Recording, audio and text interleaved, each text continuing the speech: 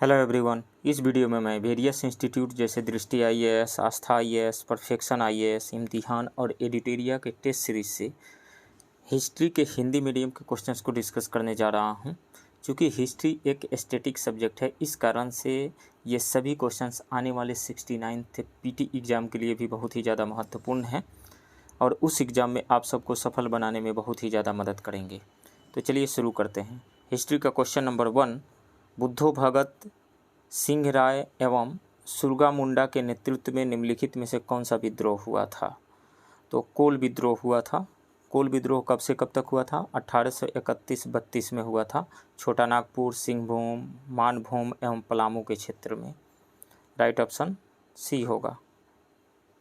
असहयोग आंदोलन के दौरान किस क्षेत्र में नशाबंदी आंदोलन प्रमुख रूप से चलाया गया था एवं नशाखोरी छोड़ने की अपील की गई थी? तो असहयोग आंदोलन के दौरान बिहार के शाहाबाद जिले के डुमरांव में नाशाबंदी आंदोलन चलाया गया तथा नशाखोरी छोड़ने की अपील की गई थी। राइट ऑप्शन डी होगा, डुमरांव। पटना में 11 अगस्त 1942 को सचिवालय गोलीकांड में कितने छात्र मारे गए थे? तो 11 अगस्त 1942 के दिन विद्यार्थियों का एक जुलूस सचिवालय भवन के सामने विधायिका पर राष्ट्रीय झंडा फहराने की कोशिश कर रहा था। तभी पटना के जिलाधीश से WG आर्चर के आदेश पर पुलिस गोलीबारी में 7 छात्र मारे गए एवं अनेक घायल हो गए थे। 7 छात्र। राइट ऑप्शन सी होगा।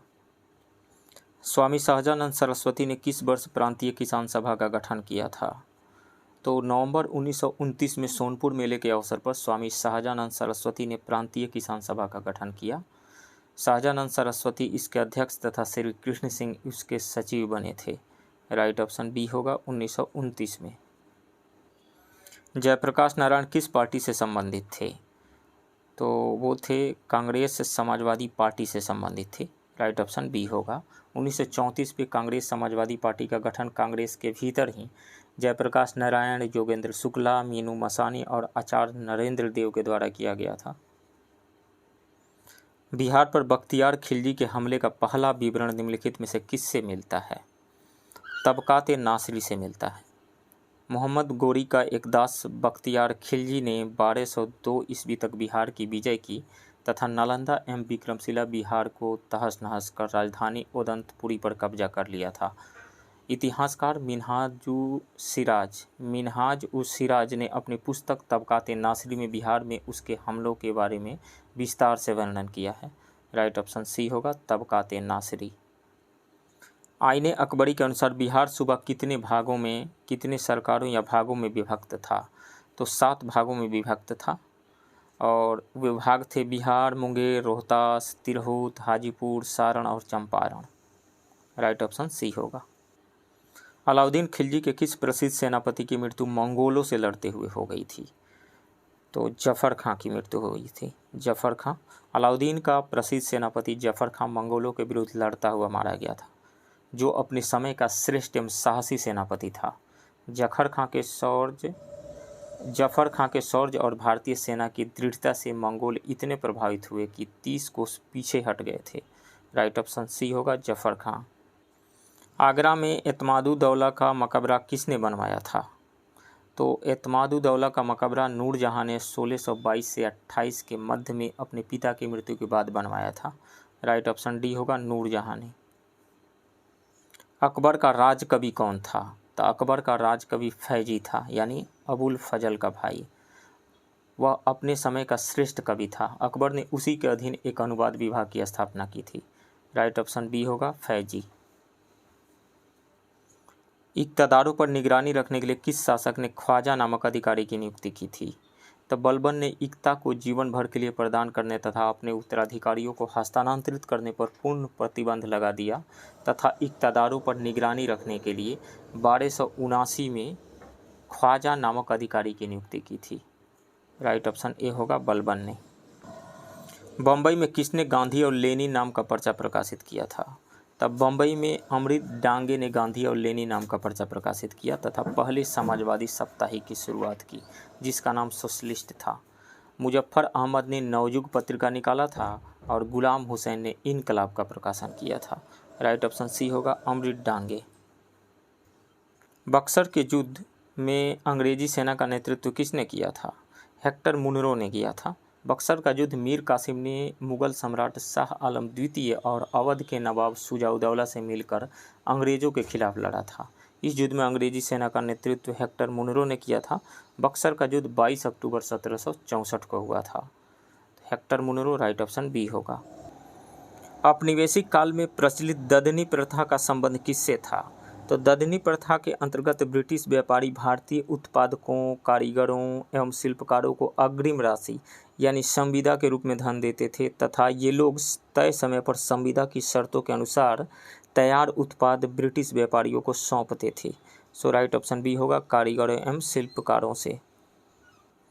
निम्नलिखित में से किस अकाल आयोग ने सुझाव दिया था कि प्रत्येक प्रांत में अकाल कोष का गठन होना चाहिए? स्ट्रेची आयोग ने। स्ट्रेची आयोग राइट ऑप्शन डी होगा। इस आयोग ने सिफारिश की थी कि ज़रूरतमंद लोगों को सहायता पहुंचाना राज्य का कर्तव्य है। प्रत्येक प्रांत में अकाल कोष के गठन का सुझाव इस आयोग ने ही दिया था। स्ट्रेची आयोग 1880 में लॉर्ड लीटन के समय गठित किया गया था। महारानी एलिजाबेथ प्रथम ने 31 दिसंबर 1600 को ईस्ट इंडिया कंपनी को पूर्वी देशों के साथ कितने वर्षों तक व्यापार करने का अधिकार प्रदान किया था? 15 वर्षों तक। राइट ऑप्शन डी होगा। निम्नलिखित में से किस संस्था का गठन राजा राममोहन राय ने सबसे बाद में किया था? तो राजा राममोहन राय ने ब्रह्म समाज की स्थापना 1828 में किया था। 1828। कलकत्ता यूनिटेरियन क्लब की स्थापना उन्होंने 1821 में किया था। 1821। आत्मीय सभा की स्थापना 1814 में और वेदांत सोसाइटी की स्थापना 1816 में। तो इस तरीक़ा से देखें तो सबसे बाद में ब्रह्म समाज की स्थापना हुई थी। राइट ऑप्शन ए होगा। किस वर्ष शिकागो में आयोजित प्रथम विश्व धर्म सम्मेलन में हिंदू धर्म के प्रतिनिधि के रूप में स्वामी विवेकानंद ने भाग लिया था? 1893। और उन्होंने जो अपना प्रसिद्ध भाषण दिया था 11 सितंबर 1893 को। राइट ऑप्शन सी होगा। The all India depressed class federation की स्थापना किसने की थी? Doctor B R. अम्बेडकर ने की थी 1920 में। राइट ऑप्शन सी होगा। अहोम विद्रोह का नेतृत्व निम्नलिखित में से किसने किया था? तो 1828 से 33 के बीच अहोम विद्रोह असम में हुआ था। इस विद्रोह का नेतृत्व गोमधर कुंवर ने किया था। गोमधर कुंवर। बक्सी जगबंधु ने उड़ीसा में हुए पाइक विद्रोह का नेतृत्व किया था और पाइक विद्रोह हुआ था 1817 से 25 के बीच में। चक्र बिसोई का संबंध खोंद विद्रोह से था। सो राइट ऑप्शन अहोम विद्रोह का नेतृत्व निम्नलिखित में से किसने किया था? गोमधर कुंवर ने किया था। राइट ऑप्शन बी होगा। किसने यह कहा था कि यूरोप के एक अच्छे पुस्तकालय की एक अलमारी का एक कक्ष भारत और अरब के समस्त साहित्य से अधिक मूल्यवान है? तो ये कथन है लॉर्ड मैकाले का। नॉन ऑफ दी अबव हो जाएगा, लॉर्ड मैकाले। किस गवर्नर जनरल के काल में सिंध को अंग्रेजी साम्राज्य में मिला लिया गया था? तो लॉर्ड एलनबरो के कार्यकाल में। लॉर्ड एलनबरो का कार्यकाल था 1842 से 44 के बीच और इन्हीं के कार्यकाल में 1843 में चार्ल्स नेपियर के नेतृत्व में सिंध को अंग्रेजी साम्राज्य में मिला लिया गया था। राइट ऑप्शन सी होगा। भारत में किस वर्ष आर्म्स एक्ट पारित किया गया था? तो लॉर्ड लीटन के समय 1878 में आर्म्स एक्ट पारित किया गया था। इसके तहत भारतीयों को हथियार रखने के अधिकार से वंचित कर दिया गया था। राइट ऑप्शन डी होगा 1878 में। पूना सार्वजनिक सभा के संस्थापक निम्नलिखित में से कौन थे? तब पूना सार्वजनिक सभा की स्थापना 2 अप्रैल 1870 को M.G. रनादे, G.B. जोशी तथा H.S. चिपलुंकर ने किया था। तो राइट ऑप्शन इसमें से ई हो जाएगा, more than one. M.G. रनादे, G.B. Joshi एवं H.S. चिपलुंकर। निम्नलिखित में से किसने कांग्रेस के बांकीपुर अधिवेशन 1912 की अध्यक्षता की थी? तो कांग्रेस का 27वां अधिवेशन 1912 में बांकीपुर पटना में हुआ था और उसकी अध्यक्षता R.N. मधोलकर ने की थी। R.N. Madholkar. Right option C हो जाएगा। चित्तरंजन दास ने 1922 में गया में हुए कांग्रेस के अधिवेशन की अध्यक्षता की थी। गदर पार्टी की स्थापना अमेरिका में किस वर्ष की गई थी? तो गदर पार्टी की स्थापना 1 नवंबर 1913 को सैन फ्रांसिस्को में लाला हरदयाल रामचंद्र एवं रख्तुल्ला ने किया था। इस संस्था का उद्देश्य अंग्रेजी साम्राज्य को गदर द्वारा जड़ से उखाड़ फेंकना और गणतंत्र की स्थापना करना था। राइट ऑप्शन सी होगा 1913 में 1 नवंबर को।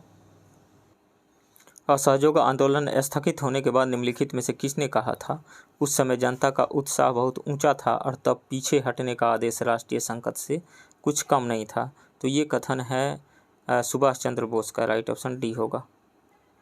स्वाधीनता आंदोलन के दौरान महात्मा गांधी के करीबी अंग्रेजी मित्र थे, तो वो थे Reverend Charlie Andrews. Andrews Saint Stephen College Delhi में प्राध्यापक थे। भारतीयों से उनका गहरा लगाव था और हर तरह से भारतीय बनना चाहते थे। गांधी जी के साथ उनके करीबी संबंध रहे थे। गांधी जी ने उन्हें दीन बंधु की उपाधि दी थी। राइट ऑप्शन सी होगा, डी होगा। निम्नलिखित में से कौन मुस्लिम लीग के संस्थापक थे, तो 1906 में मुस्लिम लीग की स्थापना हुई थी और इन लोगों ने मिलकर के स्थापना किया था। ख्वाजा सलीम उल्लाह ने, आगा खां ने, सैयद अमीर अली ने, सैयद नबी उल्लाह ने। तो इसमें से मोर देन वन हो जाएगा। Right option E. भारत के राष्ट्रीय गीत की रचना किसने की थी, तो भारत का राष्ट्रीय गीत वंदे मातरम बंकिम चंद्र चटर्जी द्वारा लिखा गया है। यह गीत बंकिम चंद्र चटर्जी द्वारा लिखित प्रथम उपन्यास आनंद मठ से लिया गया है। 1896 के भारतीय राष्ट्रीय कांग्रेस के अधिवेशन में पहली बार राष्ट्रीय गीत गाया गया था। राइट ऑप्शन सी होगा, बंकिम चंद्र चटर्जी द्वारा। प्रागैतिहासिक चित्रकला के लिए निम्नलिखित में से कौन सा स्थल प्रसिद्ध है, तो मध्य प्रदेश के रायसेन जिले में स्थित भीमबेटका प्रागैतिहासिक काल के चित्रकला का सर्वश्रेष्ठ उदाहरण है। इन गुफाओं में जीवन के विविध रंगों को पेंटिंग के रूप में उकेरा गया है। इसमें हाथी, सांभर, हिरण आदि के चित्र हैं। राइट ऑप्शन सी होगा, भीमबेटका। सिंधु सभ्यता में मिट्टी के बर्तनों पर सामान्यतः किस रंग का उपयोग हुआ था, तो सामान्यतः लाल रंग का। राइट ऑप्शन डी होगा। तोल्कापियम ग्रंथ का संबंध निम्नलिखित में से किस विषय से है, तो तोल्कापियम के रचनाकार तोल्कापियर अगस्त ऋषि के 12 योग्य शिष्यों में से एक थे। यह एक व्याकरण ग्रंथ है। इसकी रचना सूत्र शैली में की गई थी, तो व्याकरण और काव्य से है। राइट ऑप्शन सी होगा। प्रथम मगध साम्राज्य का उत्कर्ष किस शताब्दी में हुआ था, तब प्रथम मगध साम्राज्य का उत्कर्ष ईसा पूर्व 6ठी शताब्दी में हुआ था। मगध साम्राज्य का प्रथम उत्कर्ष हर्यक वंश के शासन के अंतर्गत हुआ था। इस वंश के शासक बिंबिसार को मगध साम्राज्य का वास्तविक संस्थापक माना जाता है। राइट ऑप्शन डी हो जाएगा, ईसा पूर्व 6ठी शताब्दी में। महावीर स्वामी की मृत्यु निम्नलिखित में से किस नगर में हुई, तो पावापुरी में हुई थी। राइट ऑप्शन सी होगा, लगभग 527 ईसा पूर्व, 72 वर्ष की आयु में। निम्नलिखित में से किस वेद का ब्राह्मण ग्रंथ गोपथ ब्राह्मण है, तो गोपथ ब्राह्मण अथर्ववेद का ब्राह्मण ग्रंथ है, अथर्ववेद। राइट ऑप्शन सी होगा। और ऋग्वेद का ब्राह्मण ग्रंथ ऐतरेय एवं कौशितकी है। यजुर्वेद का शतपथ एवं तैत्तिरीय है और सामवेद का पंचविश है। मौर्य काल में लक्षणाध्यक्ष का संबंध किस विभाग से था, तो मौर्य काल में लक्षणाध्यक्ष का संबंध मुद्रा एवं टकसाल से था। यानी मुद्रा एवं टकसाल का अध्यक्ष हुआ करता था लक्षणाध्यक्ष। सो राइट ऑप्शन हो जाएगा डी। नौसेना का अध्यक्ष को नवाध्यक्ष कहा जाता था। खानों का अध्यक्ष को अक्राध्यक्ष कहा जाता था और माप तौल के अध्यक्ष को पतवाध्यक्ष कहा जाता था।